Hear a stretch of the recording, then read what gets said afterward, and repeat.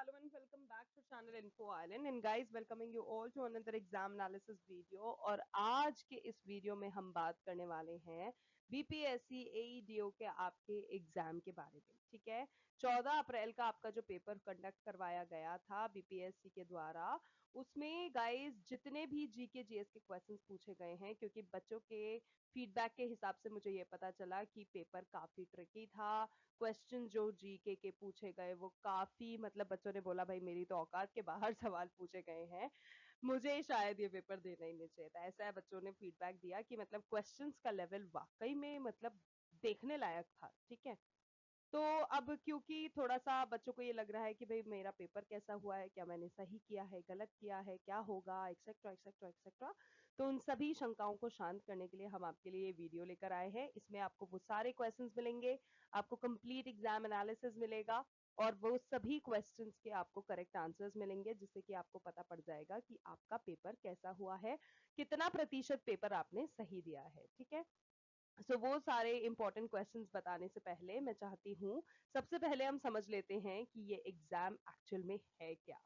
So guys, BPSC यानी कि Bihar public service commission द्वारा कंडक्ट किया जाने वाला ये एईडीओ क्या है? अब ये assistant election employment development officer. ठीक है, ये जो एग्जाम है ये बिहार का जो स्टेट है हमारे इंडिया का, उसमें एक बहुत इंपॉर्टेंट एडमिनिस्ट्रेटिव पोस्ट के लिए ये एग्जाम कंडक्ट करवाया जाता है। ठीक है, इस जॉब में कैंडिडेट्स को गवर्नमेंट स्कीम्स का इम्प्लीमेंटेशन हुआ, फील्ड वर्क हुआ और पब्लिक कोऑर्डिनेशन जैसे जो अलग अलग काम होते हैं वो करने का मौका प्राप्त होता है। ठीक है, ये एग्जाम एस्पायरेंट्स के लिए बहुत एक ज्यादा गोल्डन अपॉर्चुनिटी साबित होता है।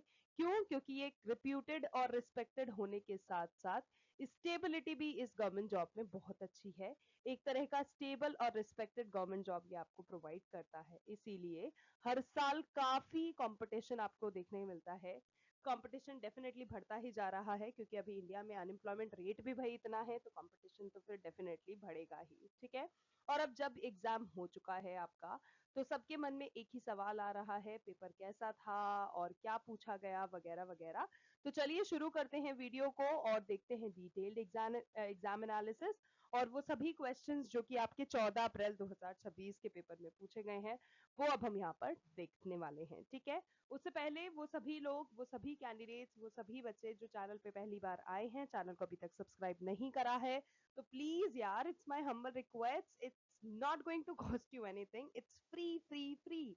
जल्दी से जाओ, चैनल को सब्सक्राइब करो, नोटिफिकेशन बेल आइकन को हिट कर दो, जिससे इसी तरह के और इन्फॉर्मेटिव वीडियोस और अपडेटेड वीडियोस और नोटिफाइड वीडियोस आपको मिलते रहें समय समय पे। ठीक है, तो जल्दी से चैनल को सब्सक्राइब कर लो। Now quickly let's move into the video and look for the questions.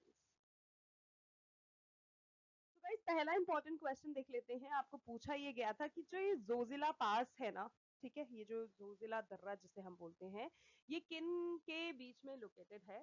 So basically guys, ये जो जोजिला है ये आपका लोकेटेड है between Ganderbal district of Jammu and Kashmir. तो ठीक है, जम्मू एंड कश्मीर हो गया first, and the Kargil district of Ladakh India. तो जम्मू एंड कश्मीर और आपका ये जो लद्दाख है, इनके बीच में ये बना हुआ है।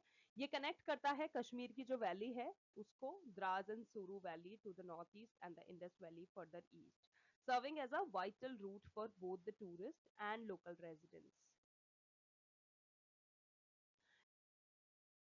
नेक्स्ट आपको पूछा गया था, after how many years has the Bharatiya Janata Party returned to power in Delhi? तो गाइस, दिल्ली में बीजेपी की सत्ता वापस आ चुकी है, ये सब हम जानते ही हैं। ठीक है, आपके जाने के बाद जब बीजेपी आई थी, तो पूछा ये गया, एक सवाल ये बन गया कि कितने वर्षों के बाद बीजेपी वापस दिल्ली में सत्ता में लौटी है? तो guys, it's very you know important question to know. तो आंसर इसका होगा 27 साल। ठीक है, 27 साल के बाद आप देख सकते हैं कितना लंबा गैप रहा है, जब दिल्ली में कांग्रेस रहा, आप रहा, लेकिन बीजेपी, भारतीय जनता पार्टी का शासनकाल नहीं था। लेकिन 27 साल बाद अब वापस दिल्ली में भारतीय जनता पार्टी रिटर्न हो चुकी है। So how many years? 27 years. The latest definition of small industry is based on the MSME Act is what? तो guys MSME Act के हिसाब से आपको ऑप्शन डी जो दे रखा था वो आपका करेक्ट होगा, ठीक है। आपको 4 ऑप्शन गिवन थे जिसमें ऑप्शन डी आपका करेक्ट होगा, जो कि बोलता है investment and annual production in all sectors. Question आपको पूछा गया था, according to the 2024-25 budget estimates Bihar gross fiscal deficit as a percentage of its GSDP वो कितना था? तो गाइज वो रहा है 3.0%। तो 3.0% आपका करेक्ट आंसर होगा। Next है, which article of the Constitution, like Indian Constitution, provides that all proceedings in the Supreme Court and the respective high courts shall be in the English language। ठीक है, जितनी भी प्रोसीडिंग्स हो रही हैं हमारे सुप्रीम कोर्ट में, हमारे हाई कोर्ट में, वो इंग्लिश लैंग्वेज में होनी चाहिए। ये कौन सा आर्टिकल, कौन सा अनुच्छेद बताता है? तो guys it is been given in article 348 of our Indian constitution. So article 348 आपका सही जवाब होगा। क्वेश्चन गाइस आपको पूछा गया था that approximately what percentage of Bihar's geographical area comes under the forest area। तो गाइस फॉरेस्ट एरिया के अंदर जो आने वाला जितना क्षेत्र है वो आपका है approximately 7.84%।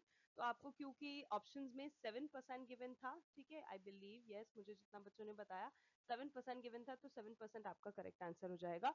जो 7% बिहार का जो जोग्राफिकल एरिया है वो फॉरेस्ट एरिया है।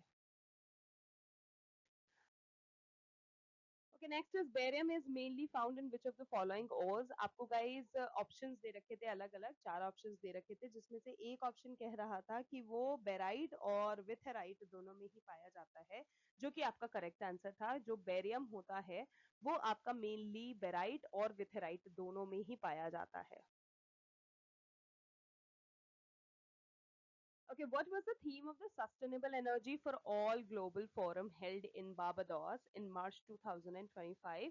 So guys, ये जो particular हमारा forum हुआ था, ठीक है, Sustainable Energy for All Global Forum, जो कि बारबाडोस में हुआ था, मार्च 2025 को हुआ था, उसकी जो थीम हुई थी वो थीम क्या रखी गई थी? तो गाइस थीम थी sustainable energy for equity, security and prosperity. तो ये आपका करेक्ट आंसर होगा। Next up, which city is located in the western part of Bihar? तो guys western part of Bihar पे located है कैमूर नामक एक जगह। Next we have which, this was a secret organization established in 1904 by Vinayak Damodar Savarkar and his brother Ganesh Damodar Savarkar to overthrow British rule in India. It established connections with Indian revolutionaries in London, and contact was also established with the India House Group, which increased international support for the Indian independence movement. In the appropriate passage, ये जो आपको अभी ऊपर दिया गया था, which of the following revolutionary organization is described? I think we aren't talking about the organization all alone. We're talking about a person who was related to all these things, ठीक है। और वो आपको ऑप्शन में दिया गया था एक नाम, जिसका नाम है अभिनव भारत। तो अभिनव भारत आपका करेक्ट आंसर होगा। ओके, नेक्स्ट आपको पूछा गया था दीपांकर सृजना वाज अ बुद्धिस्ट स्कॉलर, जो कि एसोसिएटेड थे किस पर्टिकुलर यूनिवर्सिटी के साथ? तो guys Vikramshila university is that university जिसके साथ दीपांकर सृजना जो है एसोसिएटेड हैं। Okay, which statement is correct in reference to Trilochan पाल? त्रिलोचन पाल से रिलेटेड आपको गाइस एक क्वेश्चन गिवन था। आप देखो मैं यहाँ पे एक एक स्टेटमेंट नहीं लाके लिख सकती, एक एक आपको ऑप्शन नहीं प्रोवाइड करा सकती, क्योंकि it will take a lot of time for me to write it all for you and also for all of you all guys to know. लेकिन आप जिन्होंने भी पेपर दिया है आप सब जानते ही हैं कि त्रिलोचन पाल से रिलेटेड क्या क्या चीजें गिवन थी। तो अगर आपको चाहिए डिटेल्ड में स्टेटमेंट वगैरह सबके साथ वीडियो, तो I can make a different video on that, but for now in order to save the time for both of us, like for you also and for us also, we thought of keeping it concise from me, and थोड़ा सा yes concise form में, तो इसीलिए मैं आपको उसके correct answers बता देती हूँ एंड ऑप्शंस कौन सा है वो भी बता देती हूँ, ठीक है। तो आपको इस तरह का एक Trilochan false related question given था जिसमें 4 ऑप्शंस गिवन थे, जिसमें जो ऑप्शन नंबर डी आपको गिवन था वो करेक्ट था। अब अगर आप पूछते हो कि ऑप्शन डी क्या बोल रहा था, तो ऑप्शन डी बोल रहा था 1 2 एंड 3, मतलब वो जो तीनों स्टेटमेंट है आपके वो करेक्ट है। Okay, next is which article of the Indian Constitution provides that no person accused of any offense can be compelled to be a witness against themselves, ठीक है। खुद के लिए विटनेस नहीं कर सकते, खुद के लिए गवाही पेश नहीं कर सकते, ठीक है। तो ये आपका आर्टिकल 20, आपको जो ऑप्शन में गिवन था आर्टिकल 20 वो करेक्ट आंसर होगा। बट कभी आपको आर्टिकल 20 सबसेक्शन 3 भी गिवन होता है तो वो भी आपका करेक्ट ही आंसर होगा, वो थोड़ा डिटेल्ड और डिस्क्रिप्टिव है। Next we have which of the following statements about vitamin B12 is true। तो again guys यहाँ पे आपको 4 ऑप्शंस गिवन थे, जिसमें 4 ऑप्शंस में थे जो ऑप्शन डी है आपका वो करेक्ट आंसर होगा। अब ऑप्शन डी क्या बोल रहा था, वो बोल रहा था A B and C are true. तो जो तीनों स्टेटमेंट्स आपको गिवन है वो तीनों ही स्टेटमेंट्स ट्रू हैं।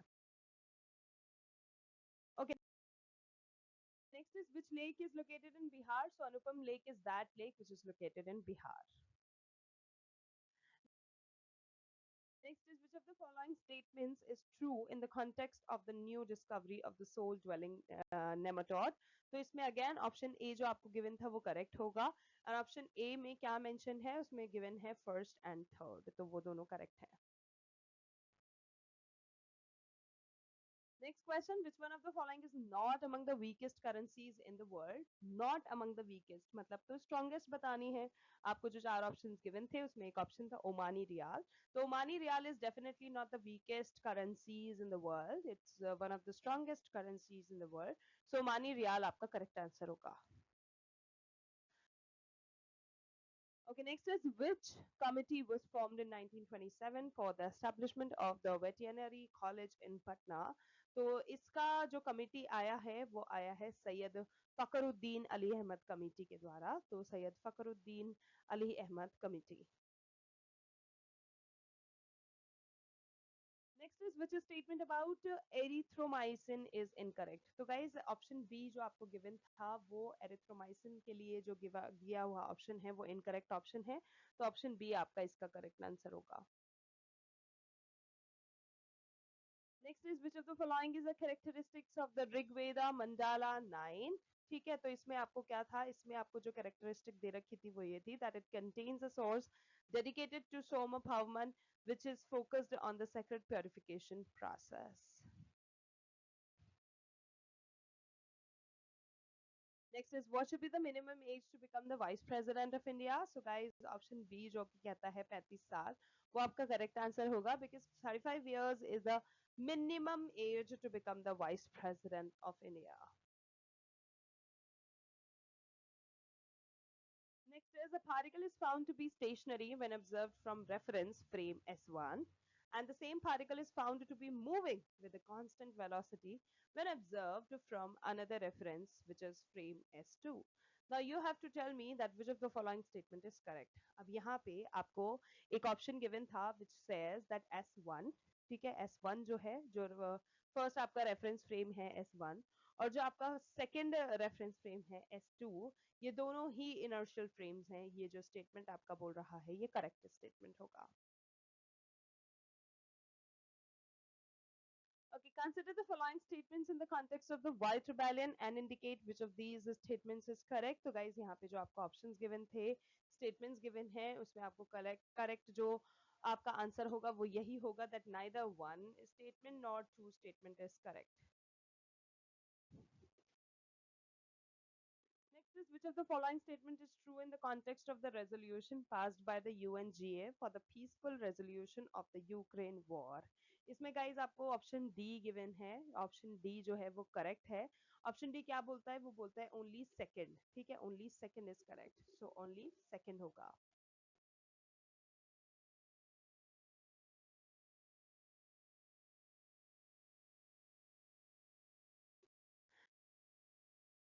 Okay, next is the Bharatmala project was started in October 2017. What was the total approved length of national highways?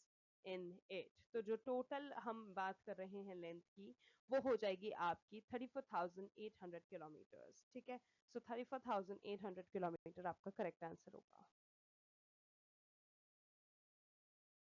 Next, we have to consider the statements regarding the burial practices of the Harappan inhabitants and tell which statement is correct. Guys, यहाँ मैंने आपको पूरा question एक statement वाला post करके दिया है जिससे कि आपको पता पड़ जाए कि किस तरह के स्टेटमेंट वाले क्वेश्चन आ रहे हैं. So this is how the questions are, coming in the exam. जहाँ पर आप देख सकते हो इस तरह से आपको दिया गया है. नंबर 1 आपको एक तरह का स्टेटमेंट मिला गया है that Harappan people followed 3 type of burial practices: complete burial, partial burial and cremation burial. Second, आपको यहाँ पे स्टेटमेंट दिया गया है the dead were placed in the north south direction and often items like clay pots and tools such as utensils हो गया, they were also kept with them. एक third statement आपको इस तरह का गिवन था इन हरप्पन साइट्स जैसे कि लोथल हो गया, जॉइंट बरियल साइट्स भी देखने को मिलती है. ठीक है, तो इस तरह के 3 स्टेटमेंट आपको दिए गए थे जिसमें 4 ऑप्शंस गिवन थे कि कौन सा स्टेटमेंट करेक्ट है. तो ऑप्शन नंबर बी आपका करेक्ट था आंसर. ऑप्शन नंबर बी बोलता है कि 1 2 3 सब तरह की चीजें होती हैं. ठीक है, 1 2 3 आपका सही है. तो ऑप्शन नंबर बी आपका करेक्ट आंसर हो जाएगा यहाँ पे. तो ठीक है guys, I hope it help. Okay, I hope आपको समझ में आया जो मैं समझाना चाह रही थी. एंड यस, ये था हमारा बीपीएससी एईडीओ एग्जाम जो कि आपका 14 अप्रैल को हुआ है. उसका detailed exam analysis GK GS के क्वेश्चंस के साथ हमने सारा आपके लिए डिस्कशन लेकर आया, उन क्वेश्चंस का आपको बताया. एंड यस, आप कमेंट्स में जरूर से बताइए आपको कौन सा क्वेश्चन याद है, आपका पेपर कैसा हुआ. अगर आपका पेपर अच्छा था, अच्छा नहीं भी था, तब भी प्लीज से अपने वर्ड्स और जो भी ये व्यूज हैं वो जरूर से एक्सप्रेस करिएगा in the comment section down below because we would love to hear that from you. And अगर वीडियो अच्छा लगा, हेल्पफुल लगा, तो प्लीज लाइक करें, चैनल को सब्सक्राइब करें, नोटिफिकेशन बेल आइकन हिट करें एंड वीडियो को, चैनल को ज्यादा से ज्यादा लोगों के साथ शेयर करें सो दैट उनकी भी हेल्प हो जाए और हमें उनके द्वारा दिया गया थोड़ा सा प्यार मिले, जिससे कि हम मोटिवेट होते रहें इसी तरह के और इन्फॉर्मेटिव वीडियोस लाने के लिए. ठीक है, so guys, आज के लिए बस इतना ही. Thank you so much for watching, thank you so much for your time. We will see you in our next video. तब तक के लिए all the very best to all the candidates.